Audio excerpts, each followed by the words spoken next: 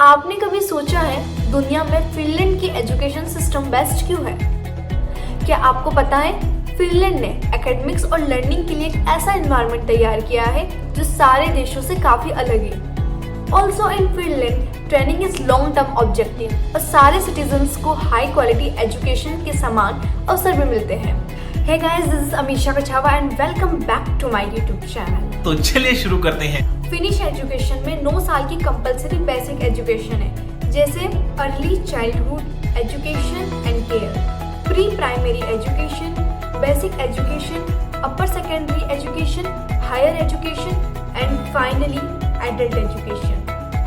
आइए समझते हैं ये सारे एजुकेशंस क्या होते हैं। सबसे पहले हम बात करेंगे early childhood education and care. ये 6 साल तक के बच्चों के लिए होता है, जो स्कूल से पहले का मेथड है, जहाँ बच्चों का डेवलपमेंट यानी विकास होता है और उनके सीखने का चरण होता है। फिनलैंड में बच्चों को डेवलपमेंट, ग्रोथ और कई चीज़ें खेलों के माध्यम से सिखाई जाती है। इसके बाद आता है प्री प्राइमरी एजुकेशन। 2015 से फिनलैंड में 6 साल के सभी बच्चों के लिए की एजुकेशन कंपलसरी कर दी गई है। अब बात करते हैं बेसिक एजुकेशन, जहाँ 7 साल से 16 साल तक के बच्चों की 9 साल की कंपलसरी बेसिक एजुकेशन स्टार्ट हो जाती है। इसके बाद आता है अपर सेकेंडरी एजुकेशन, जहां बच्चों को चॉइस मिलती है कि वो वोकेशनल एजुकेशन चूज करें या जनरल एजुकेशन चूज करें। फिर हम बात करते हैं हायर एजुकेशन की, जो बैचलर और मास्टर ईयर होता है। बैचलर में 3 साल करने होते हैं और मास्टर्स में 2 साल का कोर्स उनका होता है।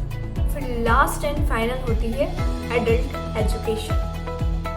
आप सभी सोच रहे होंगे कि why Finland is different from other country, because in Finland the important focus of the Finland education policy is life long learning and free education. इसमें भी काफ़ी इंपॉर्टेंट पॉइंट्स हैं, जैसे नो स्टैंडर्डाइज टेस्टिंग। इंडिया में या किसी और country में अगर हम देखते हैं तो स्कूल्स में काफ़ी एग्जाम्स होते हैं, पर फिनलैंड में ऐसा नहीं होता है। बच्चे सिर्फ एक ही एग्ज़ाम देते हैं, वो 16 साल की उम्र में, क्योंकि वहाँ टीचर का फोकस स्टूडेंट की एजुकेशन पर होता है, ना कि एग्जाम्स पर। Also in Finland there are no national test for the pupils in basic education. The only national examination, the matriculation examination, is held at the end of general upper secondary education. फिर हम बात करते हैं teachers की। अगर teachers को इस profession में आना है तो उसके लिए उनके पास मास्टर डिग्री होना कंपलसरी होता है। Make the basics a priority.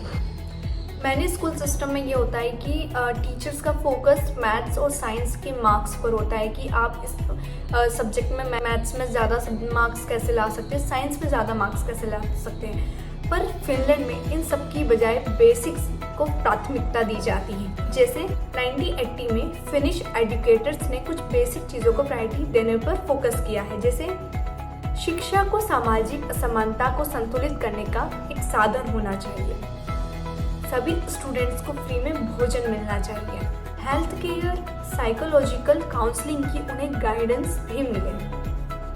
इसके बाद हम आते हैं starting school eight an older age. अगर हम देखें तो हमारे स्कूल्स या इंडिया में या अदर कंट्रीज में 2, 2.5, 3 साल की उम्र में हमारा एडमिशन हो जाता है, बट फिनलैंड में 7 साल के बच्चों के एडमिशन स्कूल में स्टार्ट होते हैं, पर उनके लिए सिर्फ 9 साल की एजुकेशन ही कंपलसरी रहती है। After 9 year of study they have option. Finland में स्कूल्स 9-10 बजे के बीच में स्टार्ट होते हैं और 2-3 बजे के बीच में ख़त्म हो जाते हैं। उनका फोकस बच्चे को रटाना या ज़्यादा पढ़ाने में नहीं, बल्कि शिक्षा का इन्वायरमेंट बनाने में है। और फिनलैंड के बच्चों को बहुत ही कम होमवर्क्स मिलता है। ऑल्सो इन फिनलैंड एक ही टीचर बच्चे को 6 साल तक पढ़ाता है। अब आया समझ कि फिनलैंड एजुकेशन सिस्टम सारी कंट्रीज से अलग क्यों है। अगर आपको ये वीडियो अच्छा लगा है तो लाइक, कमेंट, शेयर करना ना भूलिए।